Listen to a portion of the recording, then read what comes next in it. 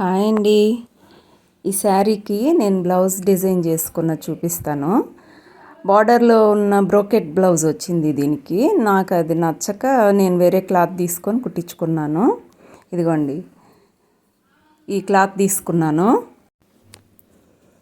ఇదేనండి, ఇది వచ్చేసి బాగుంటుంది, కొంచెం డిఫరెంట్గా. నెక్కి వచ్చేసి ట్రాన్స్పరెంట్ క్లాత్ వేసి కుట్టుకున్నాను. బటన్స్ అవి పెట్టుకున్నా.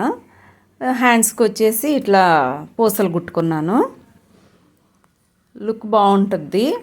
ఇప్పుడు అందరూ ఇలానే కుడుతున్నారు. కాకపోతే దీంట్లో నేను చెప్పొచ్చేది ఏంటంటే, ఇంత పొడవు హ్యాండ్స్ వచ్చేసి 3/4 హ్యాండ్స్ వచ్చి నేను 50 సెంటీమీటర్స్ క్లాత్తోనే ఈ జాకెట్ కుట్టుకున్నానండి.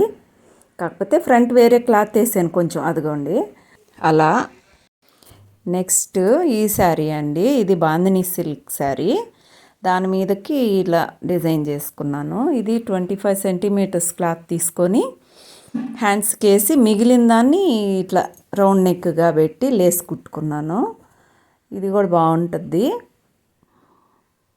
ఎందుకంటే మీటర్ కొనుక్కొని మనం బ్లౌజ్ అంతా కుట్టుకోవాలంటే మన బడ్జెట్లో అవుతుందో లేదో అనే ఇది ఉంటుంది కదా. అలాంటి వాళ్ళకి ఇట్లా మనం కొంచెం క్లాత్ తీసుకొనైనా లుక్ మంచిగా చేసుకోవచ్చండి.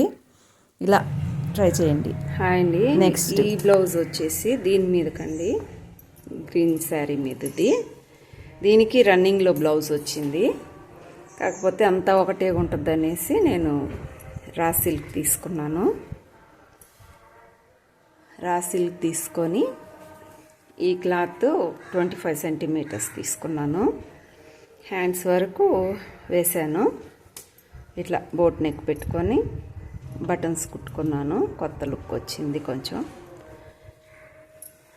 ఇది చాలా బాగుండేదండి కట్టుకుంటే.